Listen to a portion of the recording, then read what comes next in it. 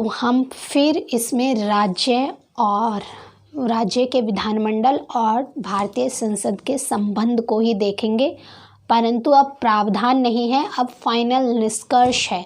ये last video है भारत की संसद तथा राज्य के विधानमंडल के संबंध के बारे में कि किस तरीके से हमारी राज्य और हमारा जो भारत की संसद है वो दोनों अपने क्षेत्र में प्रभुत्व है रखते हैं, बिल्कुल रखते हैं। अपने अपने अधिकार क्षेत्र में दोनों का ही स्वामित्व है, उनके अपने अपने कार्य क्षेत्र हैं अलग से, परंतु केंद्र को थोड़ी मजबूती प्रदान की गई है। तो अब ये वीडियो जो आपने इसके पहले के 3 पार्ट देखे हैं उसका फाइनल निष्कर्ष है ये। हमारे देश की व्यवस्था में सभी वयस्क लोग कौन होते हैं, ये वर्ड अगर आपसे कभी पूछा जाए कि वयस्क मताधिकार है हमारे यहाँ पर, तो बिल्कुल वयस्क मताधिकार है। और वयस्क लोग वो होते हैं 18 साल की आयु, कितनी एज वाले, 18 साल की एज वाले। तो हमारे देश की व्यवस्था में सभी वयस्क लोग मतदाता हैं। हमारे यहाँ पर 18 साल की उम्र होने पर आप वोट कर सकते हैं ना। वे अपने अपने राज्यों में लोकसभा तथा विधानसभा के सदस्य चुनते हैं। हम और आप लोकसभा के चुनावों में भी वोट करने जाते हैं। जब लोकसभा के चुनाव होते हैं तब कौन चुनते हैं, हम सांसद चुनते हैं, और सांसद जब चुन के भेजते हैं हम संसद में, उसके बाद प्रधानमंत्री वो लोग चुनते हैं। और विधानमंडल में भी हम चुनाव में हिस्सा लेते हैं। विधानमंडल के चुनावों में भी किसकी, विधानसभा के चुनाव होते हैं, उसमें हम क्या चुनते हैं, एमएलएज, विधायक चुनते हैं हम। और जब हम विधायक चुन के भेजते हैं विधानमंडल में तब वो लोग मिलकर आपस में विधानमंडल में सीएम, मुख्यमंत्री चुनते हैं। तो अपने अपने राज्यों में लोकसभा तथा विधानसभा के सदस्य चुने जाते हैं। और हम चुनता कौन है, उनको हम चुनते हैं। राज्यों की विधानसभाएं फिर राज्यसभा के सदस्य चुनती हैं। राज्यसभा के चुनाव बताए हैं ना मैंने आपको, पूरी प्रक्रिया भी बताई है। तो राज्यसभा के लिए कौन चुनता है सदस्य, जो राज्य की विधानमंडल के तहत विधानसभा है ना, राज्य में विधानमंडल होता है, विधानमंडल में विधानसभा और विधान परिषद होती है। तो विधानसभा के सदस्य चुनते हैं, किसके, विधानसभा के सदस्य राज्यसभा के लिए सदस्य चुनते हैं। कौन होते हैं विधानसभा के सदस्य, एमएलएज, विधायक होते हैं ना। राष्ट्रपति का निर्वाचन एक निर्वाचन मंडल के द्वारा किया जाता है। मैंने आपको राज्यसभा की चुनावी प्रक्रिया बता दी है, राष्ट्रपति की भी बताऊंगी, जब पॉलिटी पढ़ेंगे उसमें बताएंगे हम राष्ट्रपति की चुनावी प्रक्रिया कैसे होती है। पर अगर आपने राज्यसभा की देख ली है तो जब आप राष्ट्रपति की चुनावी प्रक्रिया देखेंगे तो थोड़ी आसानी होगी आपको समझने में। राष्ट्रपति का निर्वाचन एक निर्वाचन मंडल के द्वारा किया जाता है, एक निर्वाचक मंडल होता है, उसके द्वारा राष्ट्रपति जी का, भारत के राष्ट्रपति का निर्वाचन किया जाता है। इस निर्वाचक मंडल में लोकसभा, कौन, देखिए लोकसभा, राज्यसभा, कौन कौन होते हैं, लोकसभा तथा राज्यसभा तथा राज्य की विधानसभाओं के निर्वाचित सदस्य हिस्सा लेते हैं। कौन कौन लेते हैं राष्ट्रपति जी के चुनाव में हिस्सा, लोकसभा के निर्वाचित सदस्य, निर्वाचित जो इलेक्टेड होते हैं वोट के द्वारा, जिनको चुनकर भेजा जाता है वो होते हैं निर्वाचित सदस्य। तो यही है कि लोकसभा के, राज्यसभा के तथा राज्य विधानसभा के निर्वाचित सदस्य राष्ट्रपति जी की चुनावी प्रक्रिया में भाग लेते हैं, पता होना चाहिए आपको। यह नाम मात्र की कार्यपालिका है। कार्यपालिका में भी राष्ट्रपति जी शामिल होते हैं ना, परंतु जो राष्ट्रपति जी की कार्यपालिका होती है वो नाम मात्र की होती है। वास्तविक तथा व्यवहारिक राजनीतिक कार्यप्रणाली, अगर वास्तविक कार्यप्रणाली देखें तो किसके हाथ में है हमारे देश में, प्रधानमंत्री तथा उनकी मंत्रिपरिषद, कैबिनेट के हाथ में। वास्तविक व्यवहारिक राजनीतिक कार्यपालिका मंत्रिपरिषद में निहित होती है।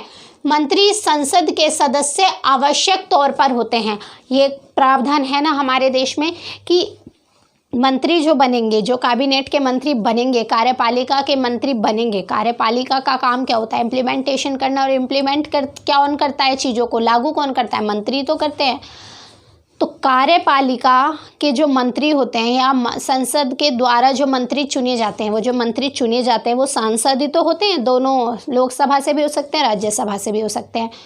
तो यही कहा गया है कि ये आवश्यक तौर पर उन्हें संसद का सदस्य होना आवश्यक है, बिल्कुल। या फिर जब वो शपथ ले रहे हैं अपनी मंत्री पद की, तब वो अवश्य तौर पर हैं संसद के सदस्य, किसी भी सदन के हों, राज्यसभा के और लोकसभा के, तो ठीक है।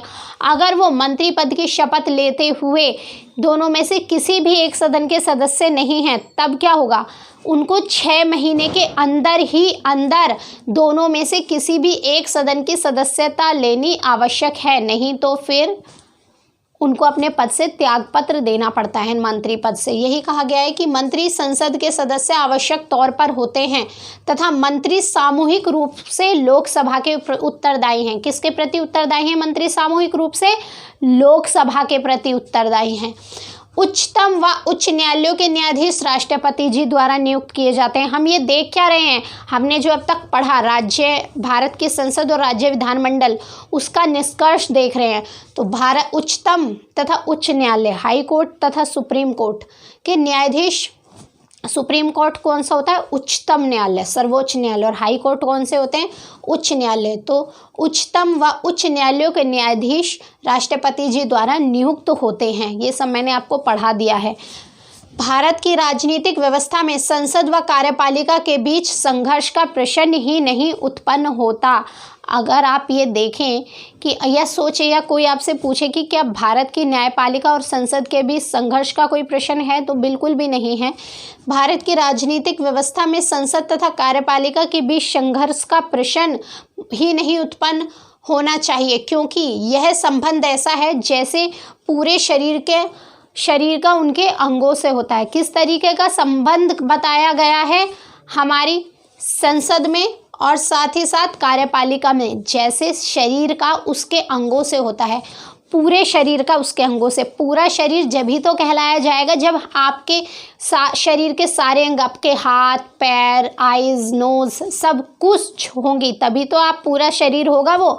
अगर कोई भी एक चीज़ ना हो तो आपका शरीर पूरा शरीर कहलाया जाएगा? नहीं कहलाया जाएगा ना। इसी तरीके का कुछ संबंध संसद और कार्यपालिका के मध्य बताया गया है। कार्यपालिका तथा विधानमंडल के संबंधों की स्थिति भी विरोधात्मक नहीं है। जो कार्यपालिका है तथा विधानमंडल क्या संसद को कहा गया है या राज्य के विधानमंडल, दोनों की ही स्थिति विरोधात्मक नहीं है। इन दोनों की ही देश सेवा तथा जनता की सेवा में भागीदारी है। ये जो दोनों हैं, इन दोनों की अपनी अपनी जगह इम्पोर्टेंस है। दोनों की ही जनता के जो हम जनता हैं, हमारे लिए तो कोई भी गवर्नमेंट आती है या कोई भी नीति लाई जाती है, किसके लिए लाई जाती है? जनता के लिए। तो जनता की सेवा में भागीदारी दोनों की ही है। सबके अपने अपने स्तर पर सबकी भागीदारी। आप घर में फैमिली में देखते हैं, घर में कितने सारे मेंबर होते हैं, सभी की अपनी अपनी इम्पोर्टेंस होती है ना। तो इसी तरीके से देश में सभी चीज़ की, सभी जो भी राजनीतिक व्यवस्था है या जो भी संस्थाएं हैं राजनीतिक, या जो भी ऑल ओवर देश में सभी चीज़ों की अपनी अपनी भागीदारी होती है।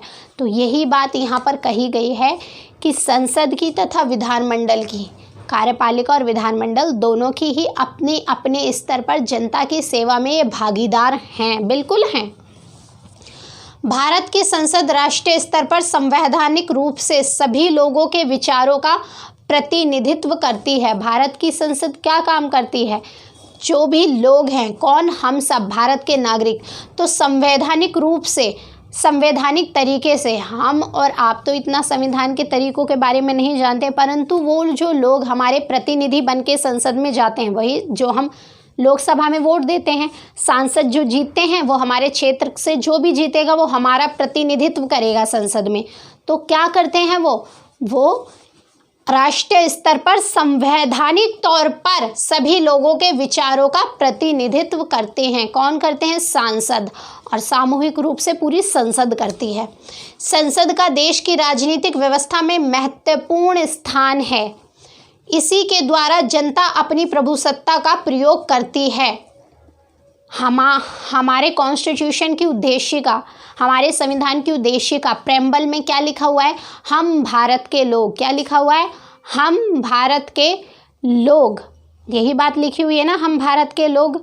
तो हम भारत के लोग संप्रभु हैं, हमारे अंदर शक्ति है, परंतु हम अपनी शक्ति का प्रयोग करते कैसे हैं? संसद के माध्यम से हम सांसद चुन के भेजते हैं संसद में, और वहीं पर हमारे जो सांसद होते हैं वो हमारे क्षेत्र के लिए क्या अच्छा है, क्या सही है और क्या सही नहीं है, क्या होना चाहिए क्या नहीं होना चाहिए, सबके प्रति अपने विचार व्यक्त करते हैं। तो हम संसद के माध्यम से ही अपनी प्रभुसत्ता का प्रयोग करते हैं। यह हमारे देश राष्ट्र का दर्पण तथा उसकी आवाज़ है। कौन? हमारी संसद। हमारे देश की संसद हमारे देश का दर्पण अर्थात शीशा तथा हमारे देश की आवाज़ है। याद रखिएगा आप ये। भारतीय संविधान की उद्देशिका में स्पष्ट लिखा है, संपूर्ण शक्ति का अंतिम स्रोत भारत के लोग हैं, जिसमें प्रभुसत्ता निहित है। जब मैं पॉलिटी पढ़ाऊंगी तो आपको पूरी प्रेम्बल यानी कि उद्देश्य का पढ़ाऊंगी, और ये भी पढ़ाऊंगी कि ये जो उद्देशिका में शब्द लिखे गए हैं उनका क्या तात्पर्य है, उनकी डेफिनेशन क्या है, हमारे देश में, हमारे जीवन में और हमारे शासन प्रशासन में उनका क्या महत्व है, पूरी डिटेल में पढ़ाऊंगी आपको। अभी सिर्फ हम यहाँ पर भारत और राज्य के विधानमंडल का संबंध देख रहे हैं और उनका भी निष्कर्ष देख रहे हैं। देख लिया पहले सब कुछ, बाकी 3 लेक्चर में, अब सिर्फ फाइनल निष्कर्ष है। भारत का संविधान जो देश की मूल विधि का स्रोत है, हमारे देश में जो भी नियम कानून बन रहे हैं या चल रहे हैं, अभी वर्तमान समय में कुछ बनने के प्रोसेस पे हैं, कुछ चल भी रहे हैं और कुछ आगे बनेंगे भी, कुछ आगे और कानून भी आएंगे, तो उन सभी का मूल स्रोत क्या है? हमारा भारत का संविधान। तो भारत का संविधान जो देश की मूल विधि का स्रोत है, उसे हम भारत के लोगों ने अंगीकृत, अधिनियमित, आत्मार्पित किया है। ये तीनों बातें हमारे किसमें? कॉन्स्टिट्यूशन, संविधान में लिखी है कि हम भारत के लोगों ने ही हमारे अपने संविधान को अंगीकृत, अधिनियमित और आत्मार्पित किया है। ये तीनों बातें लिखी हैं कि हमारे द्वारा ही अपनाया गया है। ये जो संविधान है हमारे द्वारा अपनाया गया है और हम भारत के लोग, हमारे लिए हमारे द्वारा अपनाया गया संविधान है ये। और ये सारे पूरी की पूरी, ये देखिए ना, जो भी एक एक शब्द है, जब पॉलिटी पढ़ाऊंगी जल्दी ही तब पूरा क्लियर कर दूंगी इसमें। अब पार्लियामेंट आप यहाँ पढ़ लेंगे और फिर पॉलिटी के लेक्चर में जो सवाल बचेंगे, कुछ सवाल ऐसे हैं जो पॉलिटी से पूरे होंगे, तो दोनों को आप पढ़ लेंगे तो उसके बाद पॉलिटी से रिलेटेड आई थिंक क्वेश्चन समाप्त ही हो जाना चाहिए, कोशिश यही रहेगी। फिर भी देखिए, मैंने पहले भी कहा था कि कुछ क्वेश्चन ऐसे होते हैं जो कहाँ से गए, वो उलझाने के लिए ही होते हैं बच्चों को। तो बच्चों को उस समय अपनी समझदारी का प्रयोग करना चाहिए कि हम उसमें ना उलझें, बल्कि जो आगे क्वेश्चन है उनको अटेम्प्ट करें। अतः संसद को विधान बनाते हुए यह देखना होता है कि लोगों की जिन इच्छाओं व आकांक्षाओं का प्रतिपादन संसद के दोनों सदन कौन से होते हैं संसद के? लोकसभा और राज्यसभा, दोनों सदनों में किया जा रहा है, वे संविधान तथा लोगों के अनुरूप हैं या नहीं। तो संसद का ये कार्य है, संसद ये देखती है कि जो दोनों सदन हैं, लोकसभा और राज्यसभा, जो भी वो कानून बना रहे हैं या जो भी कार्य कर रहे हैं वो लोगों की आकांक्षाओं तथा इच्छाओं के तथा साथ ही साथ संविधान के अनुरूप है या नहीं। तो ये देखना किसका कार्य है? हमारी संसद का।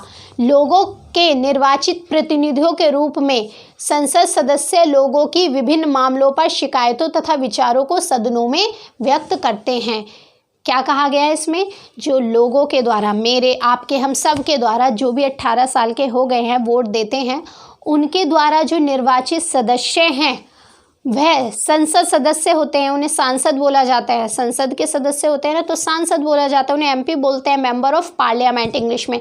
तो संसद के सदस्य लोगों की विभिन्न मामलों पर, यानी कि हमारे क्षेत्र से जो भी सांसद है वो हमारे क्षेत्र की सारी बातें और शिकायतें संसद में रखेंगे कि हमारे देश में क्या चीज़, हमारे क्षेत्र में क्या अच्छा है, क्या बुरा है, क्या होना चाहिए या क्या नहीं होना चाहिए, किस चीज़ की कमी है, किस चीज़ की पूर्ति करनी चाहिए, सड़कें खराब हैं, जगह जगह गड्ढे हो रहे हैं, पानी की समस्या है। तो ये सारी समस्या, ये शिकायतें कौन पहुँचाता है संसद ये तक? कौन पहुँचाता है?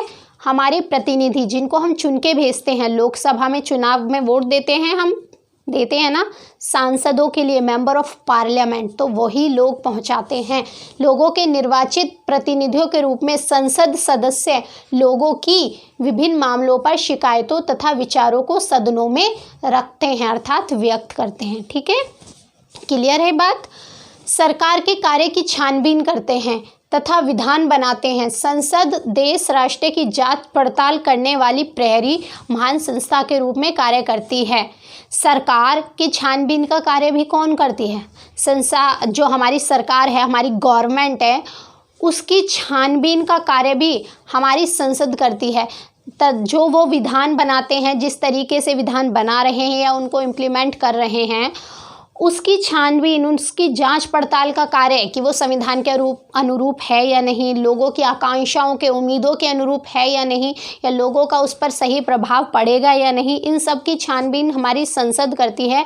अर्थात हम एक शब्द में कहें या मोटे मोटे शब्दों में कहें तो हमारी संसद राष्ट्र की प्रहरी का कार्य करती है।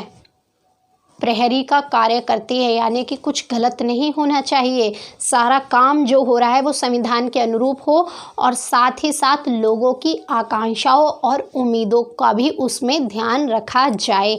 तो इस बात का ध्यान रखने का कार्य कौन करती है? हमारी संसद।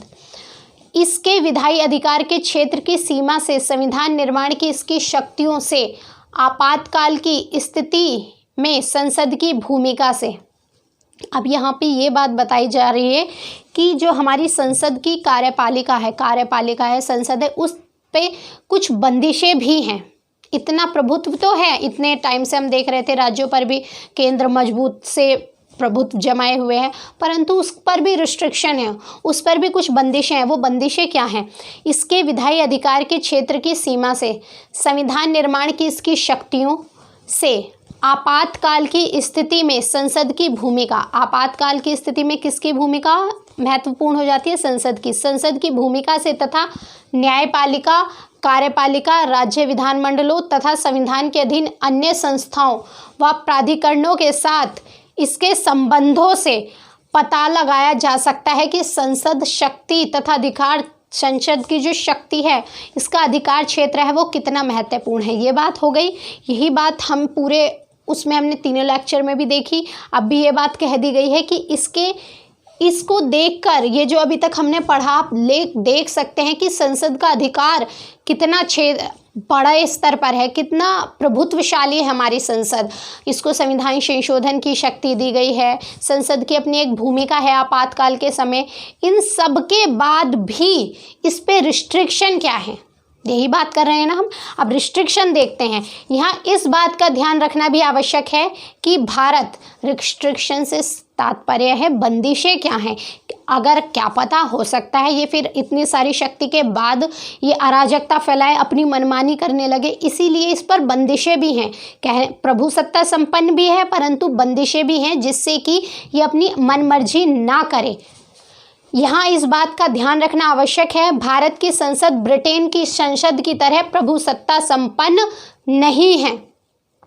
हमारे यहाँ पर संसदीय शासन प्रणाली है, बिल्कुल है, ब्रिटेन की तरह है। ब्रिटेन में जो संसदीय शासन प्रणाली है वही हमने ली है, परंतु जो हमारी संसदीय शासन प्रणाली है वो और जो ब्रिटेन की शासन प्रणाली है, दोनों बहुत अलग है। जो ब्रिटेन की संसद है उस पर कुछ भी बंदिशें नहीं है, वो अपने आप में सर्व शक्तिशाली, या आप कह सकते हैं असीम शक्ति संपन्न है। परंतु हमारे यहाँ की जो संसद है वो प्रभु सत्ता संपन्न है, परंतु वो अपनी मनमानी नहीं कर सकती है, उस पर कुछ बंदिशें भी हैं। उसकी शक्ति अधिक है परंतु असीम नहीं है, और ब्रिटेन की संसद की शक्ति असीम है। तो मैंने आपको पहले भी कहा था कि हमने अपनाया है, ब्रिटेन से लिया है कुछ तरीके शासन प्रशासन के, और अन्य देशों के संविधान से भी हमने अपनी अच्छी बातें ली हैं, परंतु अपने शासन प्रशासन के अनुरूप ली हैं। अपने देश को, अपने देश की संस्कृति, कल्चर, बहुलता, विविधता सबको देखते हुए अपनाई हैं। तो अब देखिए, ब्रिटेन में दोनों में संसदीय प्रशासन प्रणाली है, परंतु हमारी संसद पर कुछ रिस्ट्रिक्शन है, और वहाँ की, कहाँ की, ब्रिटेन, यूके की संसद अपने आप में असीम शक्ति लिए हुए है। हमारी संसद की शक्ति अधिक है परंतु असीम नहीं है। याद रखिएगा, छोटी सी बात है, ये बात आप डाल देंगे जब आप लिखेंगे तो छोटी सी बात में एग्जामिनर ज़्यादा बड़ी बात समझेगा कि हाँ, इसने जो पढ़ा है वो अच्छे से पढ़ा है, ध्यान देकर पढ़ा है, इसको समझ में आया है कि रियलिटी में हमारे यहाँ की संसद ब्रिटेन से कैसे अलग है, ये हमारे संसद को जो शक्तियाँ हैं वो किस तरीके से प्राप्त हैं और कितनी बंदिशें हैं। तो यहाँ इस बात का ध्यान आवश्यक है, भारत की संसद ब्रिटेन की संसद की तरह प्रभुसत्ताशाली या प्रभुसत्ता संपन्न शक्तिशाली नहीं है। भारत की संसद की शक्ति अधिक है परंतु असीम नहीं है। कहा ना मैंने भी, भारत की संसद की शक्ति अधिक है परंतु असीम नहीं है।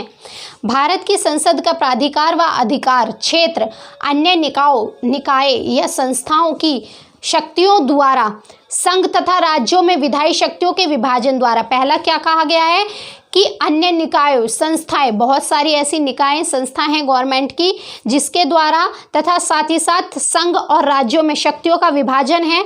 तो संघ व राज्यों में विधायी शक्ति के विभाजन द्वारा तथा मूल अधिकारों के द्वारा संसद मूल अधिकारों को ये नहीं कम नहीं कर सकती, उन पे रिस्ट्रिक्शन नहीं लगा सकती। तो मूल अधिकार भी एक ऐसी चीज़ है जो सरकार पर बंदिश लगाते हैं संसद पर, कि मूल अधिकार में कोई एक्स्ट्रा आप छेड़छाड़ नहीं कर सकते, मूल अधिकार में कोई छेड़छाड़ नहीं है। तो मूल अधिकारों के द्वारा कुछ रिस्ट्रिक्शन लगाए जाते हैं मूल अधिकारों पे भी, परंतु वो किस सिचुएशन में लगाए जाते हैं वो हम पॉलिटी में पढ़ेंगे ना, तब देखेंगे। परंतु जो मूल अधिकार हैं ये संसद पर बंदिश का लगाने का भी काम करते हैं। तो मूल अधिकारों के द्वारा न्यायिक पुनरावलोकन के सामान्य उपबंध द्वारा, अगर संसद कोई कानून बनाती है तो उस पर हमारी न्यायपालिका उसका न्याय पुनरावलोकन कर सकती है ना। मैंने आपको बताया था न्यायिक पुनरावलोकन की शक्ति किसके पास है, हमारी न्यायपालिका के साथ पास है। तो न्यायिक पुनरावलोकन के सामान्य उपबंध द्वारा तथा स्वतंत्र न्यायपालिका अपने आप में स्वतंत्र है। अगर उसको ये लगेगा कि संसद ने कोई ऐसा नियम कानून बना दिया है जो संविधान के उपबंधों के अधीन नहीं है, उसको की मान्यताओं को पूरा नहीं करता, उसके जो कहा गया है हमारे संविधान पे उसकी बातों को पे खरा नहीं उतरना या जनता के शासन के या उसकी आकांक्षाओं के अनुरूप नहीं है, जनताओं की भलाई नहीं है इसमें, देश की भलाई नहीं है, तो क्या होता है, न्यायपालिका क्या कहती है, न्यायपालिका उसको ख़त्म कर देती है ना चीज़ों को। वो बात अलग है कि आप रियलिटी में देखें तो फिर संसद कुछ ना कुछ संशोधन वगैरह करके कर लेती है, परंतु न्यायिक पुनरावलोकन की अपनी पावर है और समय समय पर ये बातें न्यायपालिका संसद को बताती रहती है कि ये चीज़ संविधान के अनुरूप है या ये नहीं है। और साथ ही साथ हमारी न्यायपालिका को ही ये बताने का अधिकार है कि क्या बातें संविधान के अधिकार के तहत है या मूल अधिकार का इसमें हनन तो नहीं हो रहा। तो संविधान की व्याख्या करने का अधिकार हमारी न्यायपालिका को तो है, तो अगर उसको ऐसा लगता है तो वो न्यायिक पुनरावलोकन कर सकती है। तो इसके द्वारा न्यायिक पुनरावलोकन के सामान्य उपबंध द्वारा तथा स्वतंत्र न्यायपालिका होने के कारण हमारे जो संसद है उसकी शक्तियाँ सीमित हैं, उस पर कुछ रिस्ट्रिक्शन लग जाते हैं। तो फिर से पढ़ती हूँ, किसके द्वारा सीमित हैं, अधिकार क्षेत्र किसका, भारत की संसद का प्राधिकार व अधिकार क्षेत्र अन्य निकायों संस्थाओं की शक्तियों द्वारा संघ तथा राज्यों में विधायी शक्ति के विभाजन द्वारा तथा मूल अधिकारों के द्वारा न्यायिक पुनरावलोकन के द्वारा।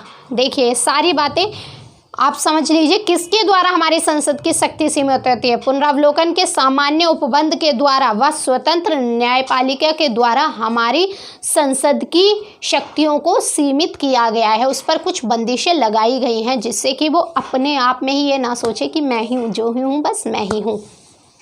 इन सभी सीमाओं के बाद भी संविधान के अधीन शक्तियाँ जो इसे प्राप्त हैं वह इतनी हैं कि यह जो इनकी भूमिका संविधान के द्वारा तय की गई है उसे भली भांति निभा सके। अब आप इन सब को आपने देखा, पूरे लेक्चर देखे, जब देखा कि हाँ भाई प्रभु सत्ता संपन्न है, अब यहाँ पर आपने ये देख लिया कि इस पर बंदिशें भी हैं, तो फिर ये अपने कार्य कैसे करती हैं। तो फाइनल तौर पर आपसे ये कहा जा रहा है कि इन सारी चीज़ों को ध्यान में रखते हुए भी, ये सब बातें देखते हुए भी संसद अपने कार्य को भली प्रकार से भली भांति पूरा करती है। आई होप कि आपको समझ में आ गया होगा सारा जो मैंने समझाया। नहीं आया है तो लेक्चर को एक बार देखिए, 2 बार देखिए, ध्यान से समझिए, आ जाएगा। धन्यवाद। आज के लिए इतना ही रखते हैं फिर।